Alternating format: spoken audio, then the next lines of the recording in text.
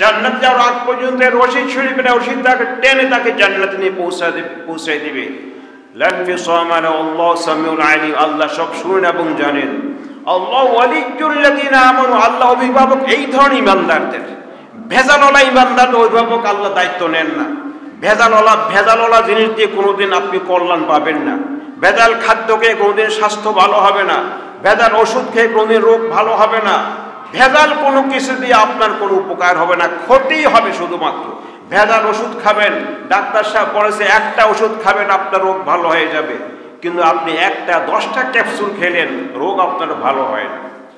Doctor সাহেবের কাছে গেলেন, ডাক্তার সাহেব আপনি তো বললেন একটা ক্যাপসুল খেলে আমার রোগ সেরে যাবে, আমি তো একে 10টা ক্যাপসুল খেয়েছি, আমার রোগ তো সারতেছে না, ব্যাপারটা কি? ডাক্তার সাহেব বলেন দেখি ক্যাপসুলটা দেখি।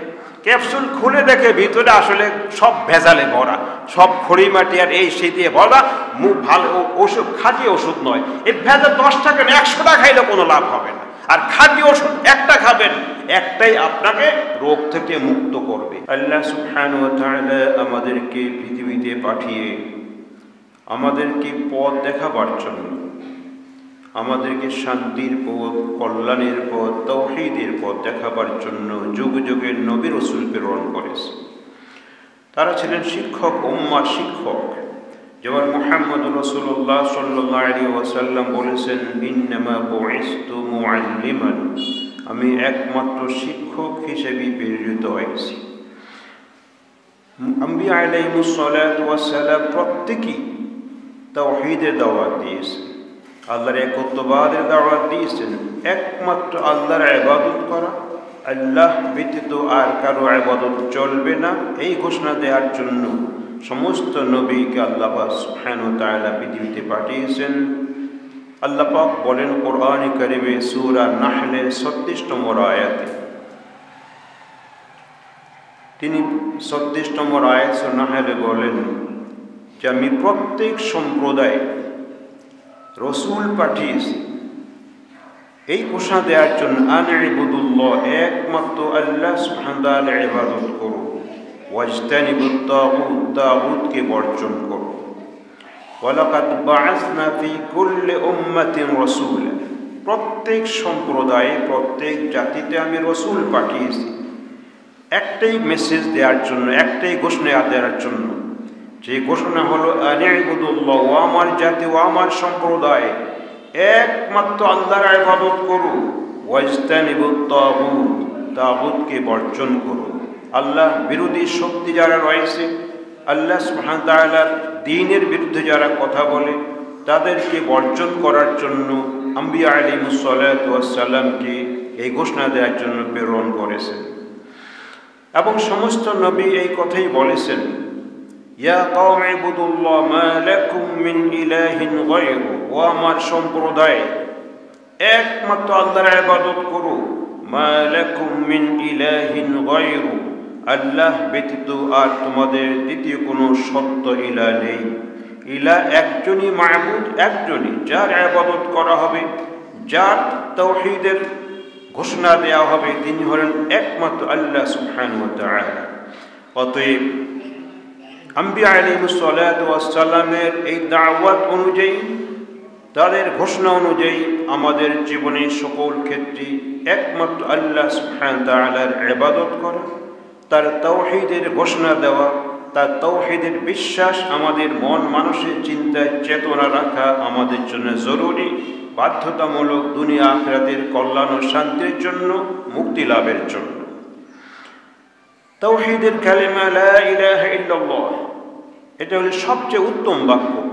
কোরআন কারীমে আল্লাহ সুবহানাহু ওয়া তাআলা সূরা ইব্রাহিমে বলেছেন, মাসালু কালিমাতিন তাইয়্যিবাতিন কাশাজারাতিন তাইয়্যিবা আসলুহা সাবিতুন ওয়া ফারউহা ফিস সামা, সবচেয়ে উত্তম বাক্যের দৃষ্টান্ত হলো একটি উত্তম গাছের মতো, যার শাখা থাকে মাটির নিচে প্রথিত, তার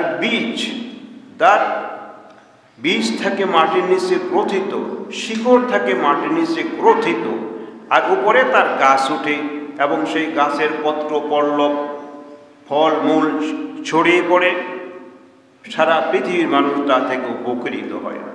তাইলে কালেমাত তাওহীদ লা ইলাহা ইল্লাল্লাহ পৃথিবীতে সবচেয়ে উত্তম বাক্য। এর চেয়ে উত্তম কথা পৃথিবীতে দ্বিতীয় আর কোনো কথা নেই, তাওহীদের কথা, লা ইলাহা ইল্লাল্লাহ। এবং এই লা ইলাহা ইল্লাল্লাহ বিশ্বাস থাকবে অন্তরে, মুখে স্বীকার করবে, অঙ্গ প্রত্যঙ্গের মাধ্যমে তার বাস্তবায়ন ঘটাবে, অন্তরে অন্তঃস্থলে চিন্তা চেতনায় মন মানুষে তাওহীদের বীজ রোপণ করবে। তাওহীদের বীজ রোপণ করবে, তারই প্রকাশ ঘটবে মুখের দ্বারা, হাতের দ্বারা, অঙ্গ প্রত্যঙ্গের দ্বারা। তাওহীদের বীজ যদি খাঁটি না হয়, তাওহীদের বীজ যদি দূষিত হয়, তাহলে তার রেজাল্ট অঙ্গ প্রত্যঙ্গের মাধ্যমে তো কর্মকাণ্ড তাওহীদ ভিত্তিক হবে না। যেমন আপনি মাটির নিচে আমের আটি রোপণ করেন, আমের আটি যদি খারাপ হয়, আমের আটি যদি ভালো না হয়, যদি দূষিত হয়, তাহলে আপনি মাটির উপরে আমের গাছ দেখতে পাবেন না।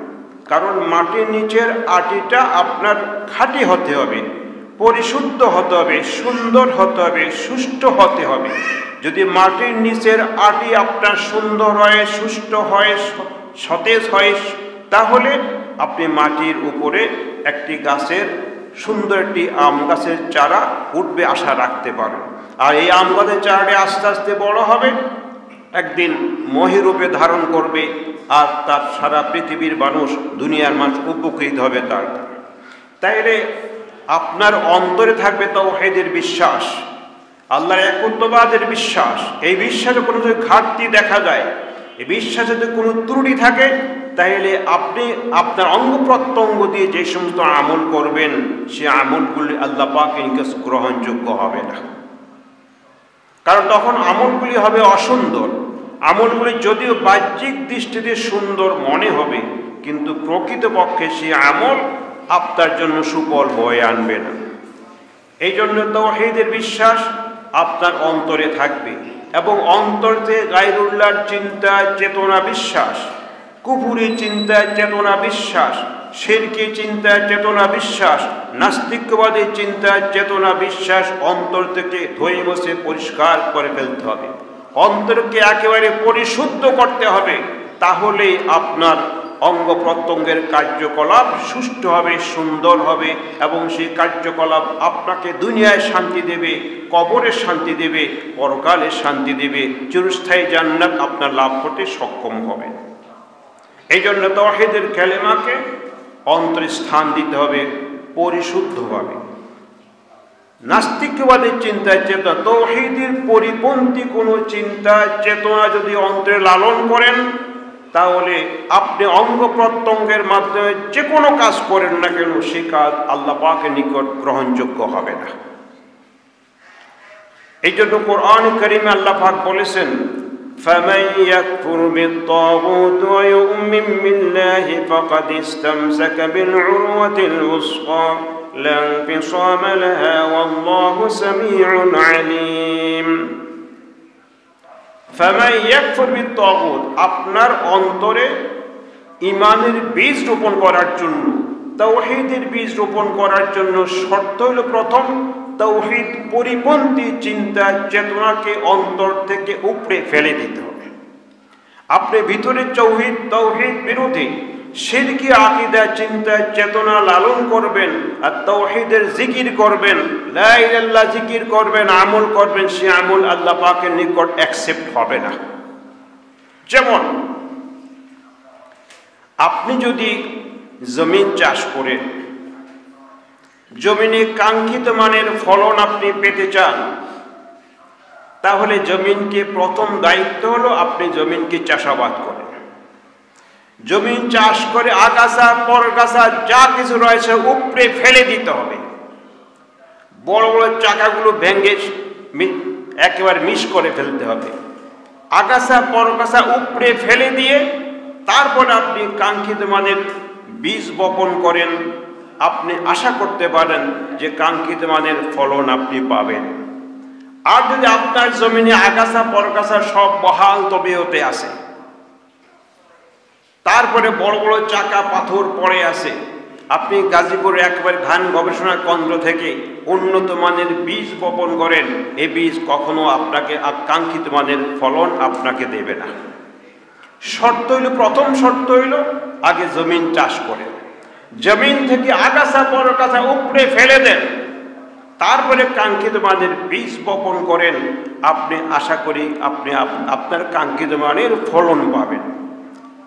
এই জন্য কোরআন কারীমে আল্লাহ পাক প্রথমত ফামান ইয়াকফুর বিত-তাগুত ওয়া ইউমিন বিল্লাহি ফাকাদ ইসতামসাকা বিল উরওয়াতিল মুসকা, ঈমান পড়ে আগে কুফরি উৎখাত করে। ফামান ইয়াকফুর বিত-তাগুত, যে তাগুতকে উৎখাত করবে তার অন্তর থেকে, তাগুতকে অস্বীকার করবে, তাগুতি চিন্তা চেতনা বিশ্বাসকে ধুয়ে মুছে অন্তরকে তা থেকে অন্তরকে পরিশুদ্ধ করবে। ওয়ায়ুমিন বিল্লাহ, তারপরে ঈমানের বীজ বপন করেন। আগে অন্তর পরিষ্কার করে। ঈমানের জমিন হলো অন্তর, কাল। ঈমানের জমিন হলো অন্তর, কাল। ঈমানের বীজ বপন করতে হলে অন্তরকে আগে পরিশুদ্ধ করতে হবে, পরিচ্ছন্ন করতে হবে। তাওহীদ বিরোধী চিন্তা চেতনা থেকে অন্তরকে একবারে ক্লিন করতে হবে। এই জন্য আল্লাহ বলেছেন ফামান ইয়াকফুর বিত-তাগুত, আগে তাগুতকে উৎখাত করো, এটা আগে। ওয়ায়ুমিন বিল্লাহ, তারপরে আল্লাহর উপর ঈমানের বীজ বপন করো। ফাকাদ ইসতামসাকা বিল উরওয়াতিল মুসকা, তাইলে একটি মজবুত রশি সে ধারণ করলো। লা ইনফিসাম আলাই, রশি আর ছিঁড়বে না। জান্নাত যাওয়ার আগ পর্যন্ত রশি ছিঁড়বে না, রশি তাকে টেনে তাকে জান্নাতে নিয়ে পৌঁছায় দিবে। লা ইনফিসাম আলাই, আল্লাহ সামিউল আলিম, আল্লাহ সব শুনেন এবং জানেন। আল্লাহ ওয়ালিয়্যুল লাযিনা আমানু, আল্লাহ অভিভাবক এই ধরনের ঈমানদারদের। ভেজালওয়ালা ঈমানদার অভিভাবক আল্লাহ দায়িত্ব নেন না। ভেজালওয়ালা জিনিস দিয়ে কোনোদিন আপনি কল্যাণ পাবেন না। ভেজাল খাদ্য খেয়ে কোনোদিন স্বাস্থ্য ভালো হবে না। ভেজাল ওষুধ খেয়ে কোনোদিন রোগ ভালো হবে না। ভেজাল কোনো কিছু দিয়ে আপনার কোনো উপকার হবে না, ক্ষতিই হবে শুধুমাত্র। ভেজাল ওষুধ খাবেন, ডাক্তার সাহেব বলেছে একটা ওষুধ খাবেন আপনার রোগ ভালো হয়ে যাবে, কিন্তু আপনি 10টা ক্যাপসুল খেলেন, রোগ আপনার ভালো হয় না। ডাক্তার সাহেবের কাছে গেলেন, ডাক্তার সাহেব আপনি তো বললেন একটা ক্যাপসুল খেলে আমার রোগ সেরে যাবে, আমি তো একে 10টা ক্যাপসুল খেয়েছি, আবার রোগ তো সারতেছে না, ব্যাপারটা কি? ডাক্তার সাহেব বলেন দেখি ক্যাপসুলটা দেখে। ক্যাপসুল খুলে দেখে ভিতরে আসলে সব ভেজালে ভরা, সব খড়ি মাটি আর এই সেই দিয়ে ভরা, ভালো ওষুধ, খাঁটি ওষুধ নয়। এই ভেজাল 10 টাকা 100টা খাইলে কোনো লাভ হবে না। আর খাঁটি ওষুধ একটা খাবেন, একটাই আপনাকে রোগ থেকে মুক্ত করবে। খাঁটি ওষুধ একটা। আপনি ডাক্তার সাহেবেরা বলে ভেজিটেবল খান, শাকসবজি খান, ফলমূল খান, স্বাস্থ্য ভালো হবে, কিন্তু ফলমূল খেয়ে আমাদের স্বাস্থ্য ভালো হয় না, আরো ক্ষতি হয়। কি কারণ? এর ভেজাল ঢুকছে, ফলমূলে ভেজাল ঢুকেছে, অত এই ফলমূল খেয়ে স্বাস্থ্য ভালো হয় না।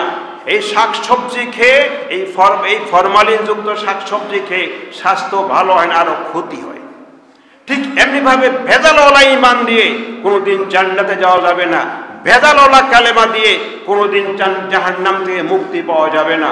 এই ভেজালওয়ালা কালেমা হলো শিরক যুক্ত ঈমান, যেখানে শিরক আছে, কুফরি চিন্তা চেতনা আপনি লালন করেন আপনার অন্তরে, আর এদিকে আপনি জিকির করেন লা ইলাহা ইল্লাল্লাহ, সকালে 1000 বার, বিকালে 1000 বার জিকির করেন, আর যদি ভেজাল ঢুকায় রেখেছেন 1000 বার জিকির করলো, এই জিকির আপনাকে জান্নাতে পৌঁছাতে পারবে না। যেমন ভেজালওয়ালা ওষুধ 100টা খেলে আপনার রোগ ভালো হয় না, একবার একটা খেলে ঠিক খালি একটা হলে আপনার রোগ ভালো হবে। ঠিক ভেজালওয়ালা ঈমান দিয়ে আপনি যতবার জিকির করেন, ভেজাল ঢুকিয়ে রাখছেন এখানে, এই তাওহীদের কালিমার ভিতরে বীজের ভিতরে ভেজাল ঢুকিয়েছেন। এখন যতই আপনি সকাল বিকাল 1000 বার তো আপনি কালিমার জিকির করেন, তাওহীদের জিকির করেন, লা ইলাহা ইল্লাল্লাহ জিকির করেন, এই জিকির আপনাকে জান্নাতে পৌঁছাতে পারবে না, কারণ এই ভেজালওয়ালা জিকির। কাজেই আগেটাকে পরিশুদ্ধ করেন। কোরআন কারীম আল্লাহকে এই জন্য বলেন قد أفلح من زكاها وقد خاب من دساها, যে ব্যক্তি অন্তরকে পরিশুদ্ধ করেছে সেই সফলতা লাভ করেছে। কিসের থেকে পরিশুদ্ধ করবে? শিরক থেকে, কুফরি থেকে, নাস্তিকবাদের চিন্তা চেতনা থেকে, বাতিল মতবাদের চিন্তা চেতনা থেকে অন্তরকে পরিশুদ্ধ করবে। কাদ আফলাহা, অবশ্যই সে সফলতা লাভ করবে, কামিয়াব হবে। ওয়াকাদ খাবা মান দাসসাহা, যে অন্তরকে কলুষিত করবে, ময়লাযুক্ত করবে, সে অবশ্যই ক্ষতিগ্রস্ত হবে। ময়লা কলব, অন্তর ময়লা হয় কি দিয়ে?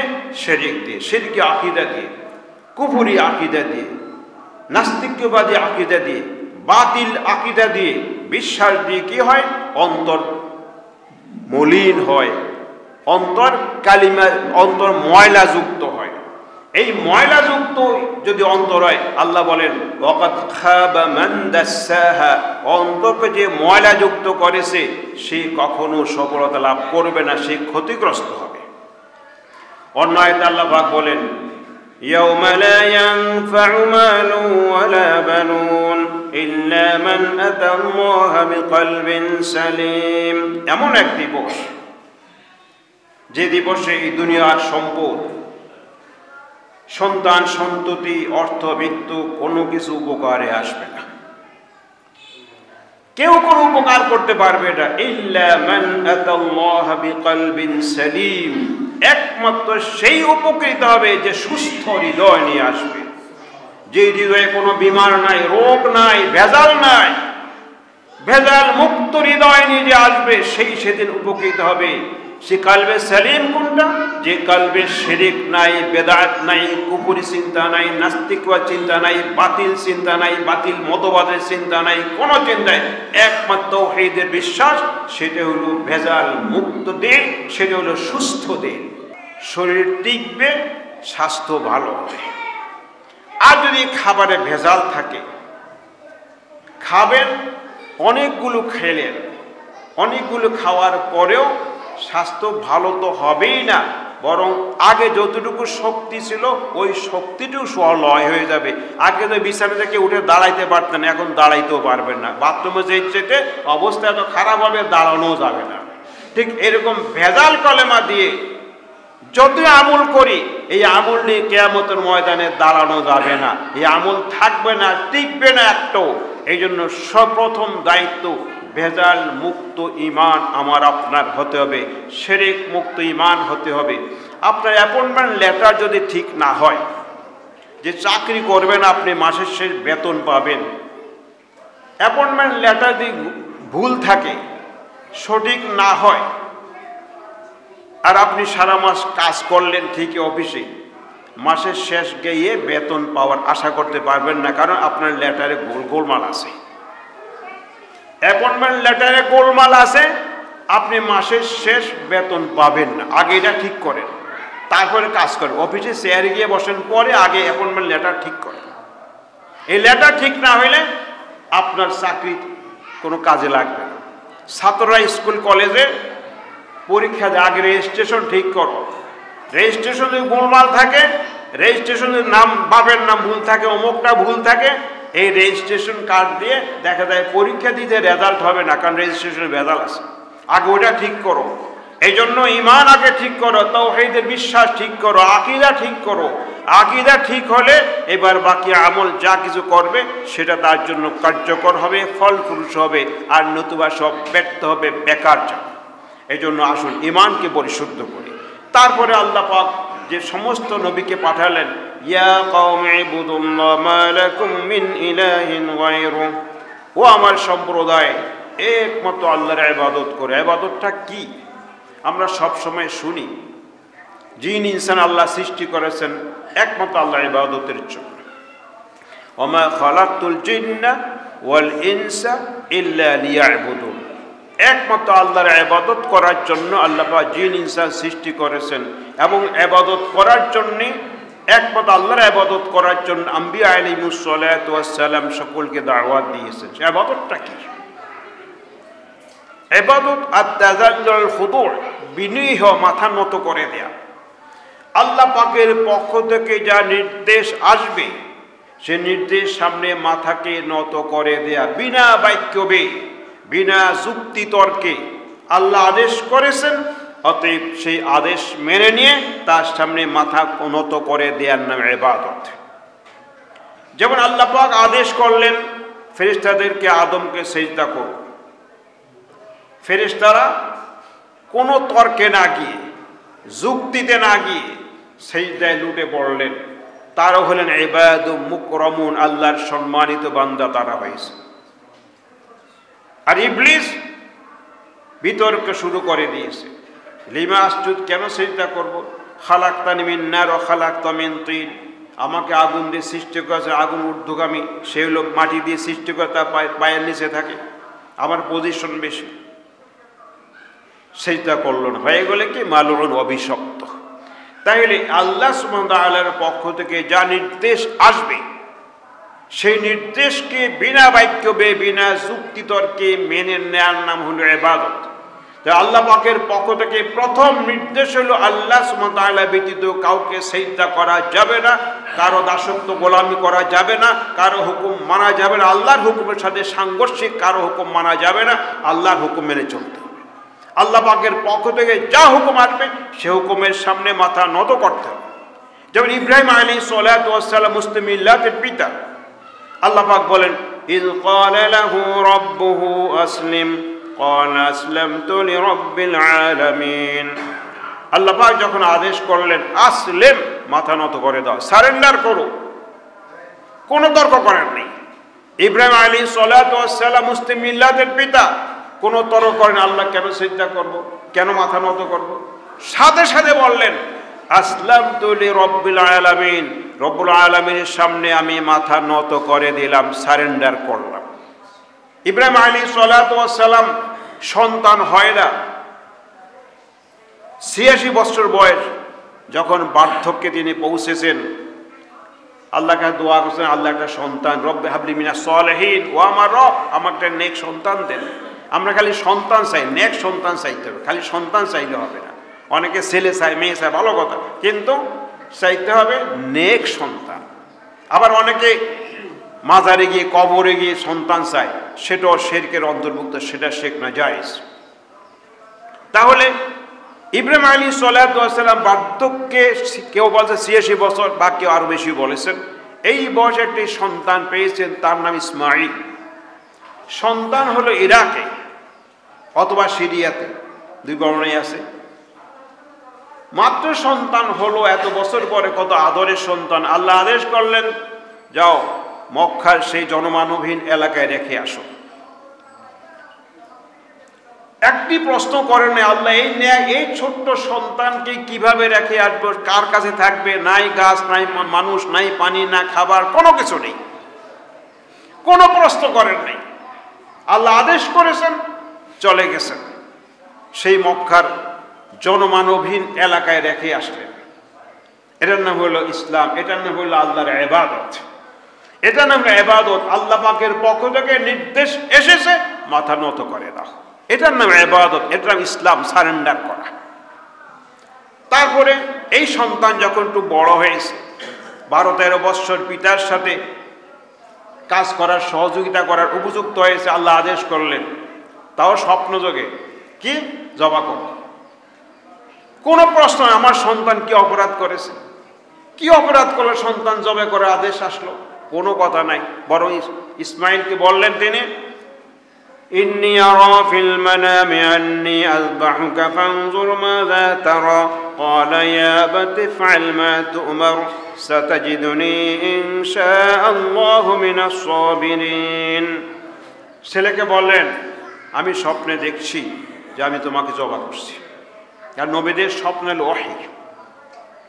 এবার তোমার কি মত? কোনো প্রশ্ন করলেন না যে আল্লাহ কেন ছেলে জবা করবো, কি অপরাধ সে করেছে, কোনো প্রশ্ন। এটার নাম ইসলাম, এটা না ইবাদত। বিনা বাক্য বেনে যুক্তি তর্কে আল্লাহর নির্দেশ সামনে মাথা নত করে দেওয়ার নাম ইবাদত, এর নাম ইসলাম। ইসমাইলকে জিজ্ঞাসা করলেন, ইসমাইল কি বললেন? ইয়া আবাতি ইফআল মা তু'মার সাতাজিদুনি ইনশাআল্লাহু মিনাস সাবিরিন। ও আমার পিতা, আপনাকে যে আদেশ করা হয়েছে আপনি অতি সত্য বাস্তবায়ন করুন। এখানেও ইসমাইল বলে নাই, আব্বা আমি কি অপরাধ করছি, আমার কেন জবা করবেন আপনি, কোনো প্রশ্ন নাই। এটা না ইবাদত, এটা না ইসলাম, এটা ইবাদত। ইবনে তাইমিয়া রাহিমাহুল্লাহ তাআলা ইবাদতের সুন্দর সংজ্ঞা দিয়েছেন, ইসমুন জামিউন লিকুল্লি মা ইউহিব্বুহু ওয়া ইয়ারদা মিনাল আকওয়াল ওয়াল আ'মাল আয-যাহিরা ওয়াল বাতিনা। এমন প্রত্যেকটি কথা ও কাজ, প্রকাশ্য হোক অপ্রকাশ্য হোক, যে কথা ও কাজ আল্লাহ পছন্দ করেন, যে কথা ও কাজ আল্লাহ সন্তুষ্ট, এমন প্রত্যেকটি কথা ও কাজের নাম ইবাদত।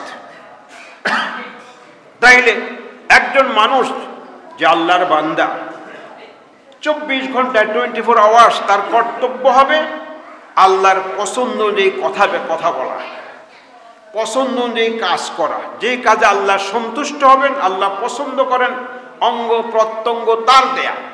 জিহ্বা আল্লাহ পাক দিয়েছেন, জিহ্বা দিয়ে আপনি যা ইচ্ছা তা বলবেন, এই অধিকার আপনাকে দেয়নি। আপনার জিহ্বা কন্ট্রোল করতে হবে, নিয়ন্ত্রণে আনতে হবে। জিহ্বা নিয়ন্ত্রণে আল্লাহ পাক যে কথা বলতে বলেছেন সেটা হবে ইবাদত, সেই কথা আপনি বলতে পারবেন, এর বাইরে কথা বলার অধিকার আপনার নাই। তাই সহিহ বুখারীতে রয়েছে, মান কানা ইউমিনু বিল্লাহি ওয়াল ইয়াউমিল আখির ফালিয়াকুল খায়রান আও লিয়াসমুত। যে আল্লাহ বিশ্বাস করে, পরকাল বিশ্বাস করে, তার কর্তব্য হবে ভালো কথা বলা। আর ভালো কথা বলতে জানে না, চুপ থাকো, এটাই হলো ইবাদত। যে আল্লাহ আদেশ করছেন ভালো কথা বলো, এই জিহ্বা দিয়ে আল্লাহ কথা বলার শক্তি তিনি দিয়েছেন। এই জিহ্বা দুনিয়ার কেউ আমাকে দেয়নি, হাতটি দুনিয়ার কেউ দেয়নি, আমি টাকা দিয়ে ক্রয় করিনি, পা ক্রয় করিনি, একমাত্র আল্লাহ সুবহানাহু ওয়া তাআলা প্রদান করেছেন। অতএব এই জিহ্বা দিয়ে কথা বলবে, আল্লাহর পছন্দ অনুযায়ী কথা বলবে, এটার নাম ইবাদত, এটার নাম ইসলাম। এইভাবে অঙ্গ প্রত্যঙ্গগুলোকে আল্লাহর নির্দেশ মোতাবেক লাগাতে হবে। এই সময়টা আমাদের কাছে অনেক মূল্যবান। এই সময় জীবনের সবচেয়ে বড় ক্যাপিটাল হলো সময়। এক এক সেকেন্ড, এক একটা মুহূর্ত পার হয়ে যায়, 1 মিনিট পার হয়ে গেছে আপনার জীবনের। 60 বছর লিমিটেড টাইম, এর ভিতরে আপনার 1 মিনিট চলে গেল, 1000 কোটি টাকা খরচ করে 1 মিনিট ফিরে আনতে পারবেন না। যদি আনা সম্ভব হইতো, বড় বড় ধনী মানুষ টাকা পয়সা খরচ করে, তাইলে কিছু হায়াত বাড়িয়ে ফেলতে পারত, কিন্তু কিছুই করতে পারে না, বরং শেষ পর্যন্ত মৃত্যুর সামনে মাথা নত করে চলে যেতেই হয়। অতএব জীবনের প্রত্যেকটি কথা, প্রত্যেকটি কাজ হতে হবে আল্লাহ সুবহানাহু ওয়া তাআলার পছন্দ অনুযায়ী নির্দেশ, সেটা হবে ইবাদত। এবং আম্বিয়া আলাইহিস সালাতু ওয়াস সালাম সকলেই এই ইবাদতের দাওয়াত দিয়েছেন, তাওহীদের দাওয়াত দিয়েছেন। এই তাওহীদ যদি ঠিক না হয়, আপনার যত আমল করেন একটাও গ্রহণযোগ্য হবে না। আপনি ইবাদত আল্লাহর কেন করবেন, সেই যুক্তি আল্লাহ পাক দিয়েছেন। কোরআনে কারিমে সূরা বাকারার 2 রুকুর শুরুতেই বলেছেন, ইয়া আইয়ুহান নাসু উবুদু রাব্বাকুমুল্লাযী খালাকাকুম ওয়াল্লাযীনা মিন ক্বাবলিকুম লাআল্লাকুম তাত্তাকুন الذي جعل لكم الأرض فراشا والسماء بناء وأنزل من السماء ماء فأخرج به من الثمرات رزقا لكم فلا تجعلوا لله أندادا وأنتم تعلمون। ও দুনিয়ার মানুষ, উবুদু রাব্বাকুম, তোমাদের রবের ইবাদত করো। তোমাদের রব তোমাদের যে সৃষ্টি করেছে, প্রতিপালন করেন। আমরা রবের স্বীকার করেছি জান্নাত দুনিয়া আসার আগে রোহের জগতে। আল্লাহ পাক রোহগুলি একত্রে সৃষ্টি করে জিজ্ঞাসা করেছেন, আলাস্তু বিরাব্বিকুম, আমি কি তোমাদের রব নেই? সূরা আরাফে আল্লাহ পাক বলেন, ওয়াইযা আখাযা রাব্বুকা মিন বানি আদম মিন যুহুরিহিম যুররিয়াতাহুম ওয়া আশহাদাহুম আলা আনফুসিহিম আলাস্তু বিরাব্বিকুম, আমি কি তোমাদের রব নই? ক্বালু বালা, আমরা স্বীকার করে আসছি সব রব। আমরা কিন্তু রোহের জগতে স্বীকার করেছি আল্লাহ আমাদের রব, তিনি ছাড়া আমাদের কোনো রব আর নেই। তোমরা তোমাদের রবের ইবাদত করো। এই রব সৃষ্টির আগে রোহের জগতে আমরা রুবুবিয়্যতে স্বীকার করে এসেছি। সৃষ্টির পরে আল্লাহ সুবহানাহু ওয়া তাআলা ওহী নাযিল করেছেন এই মানুষের কল্যাণের জন্য। মুহাম্মদ সাল্লাল্লাহু আলাইহি ওয়াসাল্লাম চিন্তিত ছিলেন এই জাতির মুক্তি কিভাবে আসবে, এই জাতির শান্তি কিভাবে নিশ্চিত হবে, এই জাতির অধিকার কিভাবে প্রতিষ্ঠিত হবে। এই নিয়ে তিনি চিন্তিত ছিলেন যে একমাত্র তাওহীদের ইবাদত কিভাবে চলবে, আল্লাহর ইবাদত কিভাবে চলবে। শিরক বিদআতে ভর্তি হয়ে আছে, এ থেকে মুক্তি কিভাবে লাভ করা সম্ভব। গারে হেরায় চলে গেছেন সেই জাবালে নূরে, সেখানে গিয়ে উঠে ধ্যানমগ্ন থাকতেন। সেখানে আল্লাহ পাক পাঠালেন, ইকরা বিসমি রাব্বিকাল্লাযী খালাক। ওহীর প্রথম কথা হলো, পড়ো তোমার রবের নামে যে রব তোমাকে সৃষ্টি করেছেন। তার রব সৃষ্টিকারী, তিনি আমাকে সৃষ্টি করেছেন। কিভাবে সৃষ্টি করেছেন? ইয়া আইয়ুহান নাসু ইন কুনতুম ফি রাইবিন মিনাল বা'থি ফাইন্না খালাকনাকুম মিন তুরাবিন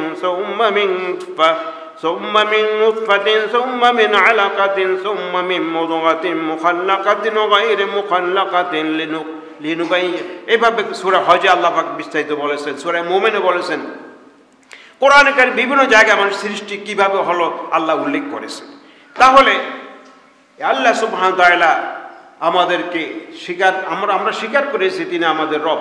ওহীর প্রথম কথা, তোমার রবের নামে পড়ো, রবকে ভুলে যেও না। রব সৃষ্টিকর্তা, আমার রব সৃষ্টি করেছেন আমাদেরকে। আমি পৃথিবীতে আসছি, আল্লাহ পাঠাইছেন। হাল আতা আলাল ইনসানি হিনুম মিনাদ দাহরি লাম ইয়াকুন শাইয়্যাম মাযকুরা। প্রত্যেকটি মানুষের জীবনে এমন একটা মুহূর্ত গিয়েছে যে মুহূর্ত কেউ তাকে চিনত না। আজকে যার 60 বছর বয়স, 62 বছর আগে, 65 বছর আগে এই 60 বছরের লোকটাকে কেউ জানতো না, চিনত না। আবার একসময় আমরা আবার উধাও হয়ে যাব, নিশ্চিহ্ন হয়ে যাব। হয়তো কিছুদিন মনে রাখবে, 100 বছর পরে আমাদের কথা আর কেউ মনে করবে না। যেন আমরাই, আমাদের দাদা পর্যন্ত হয়তো অনেকের মনে আছে, দাদার পরে আর অনেকে চিনিও না, নামও মনে নেই। হয়তো লাল কাগজে রেজিস্টার লাল কাগজে হয়তো পাওয়া যায়, এছাড়া পাওয়া যায় না। তো কাজেই একদিন আমরা আবার নিশ্চিহ্ন হয়ে যাব। তাইলে আল্লাহ সুবহানাহু ওয়া তাআলা সৃষ্টিকর্তা, তিনি আমার সৃষ্টি তিনি করেছেন এবং তিনি ছাড়া কেউ কি সৃষ্টি করতে পারে না। সূরা রুমে আল্লাহ, সূরা লোকমানে আল্লাহ পাক বলেন, হাযা খালকুল্লাহি ফারুনি মাযা খালাকাল্লাযীনা মিন দুনি বালিয যালিমুনা ফি যালালিম মুবিন। যা দেখছো সব আল্লাহর সৃষ্টি। হাযা খালকুল্লাহ, এই সব আল্লাহর সৃষ্টি। ফারুনি মাযা খালাকাল্লাযীনা মিন দুনি, আমাকে দেখাও আল্লাহ ব্যতীত কোনটা সৃষ্টি করেছে, আমাকে দেখাও কে কোনটা সৃষ্টি করেছে। সব সৃষ্টি আল্লাহ পাকের।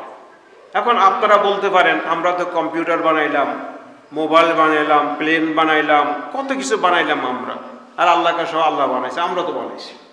এটা হলো এমন যে বাড়িতে মহিলারা আছে, আপনি বাজার থেকে তেল, রসুন, পেঁয়াজ, মরিচ, মাছ, গোশত, তারপরে মশলা ইত্যাদি এনে দেন।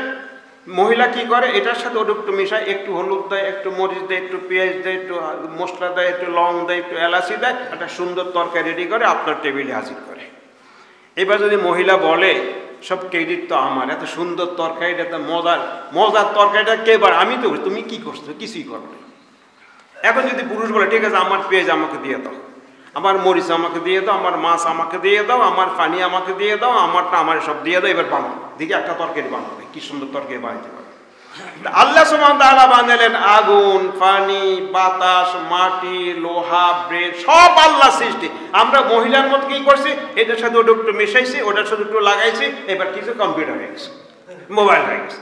কিন্তু আসলে এগুলো উপাদান কে আল্লাহ পাক তৈরি করেছেন, ব্র্যান্ডও আল্লাহই দিয়েছেন। এটা মিলে এখন আমরা ক্রেডিট দেখাই যে আমরা এই করছি, আমরা সেখানে আল্লাহর ভুলে যাই।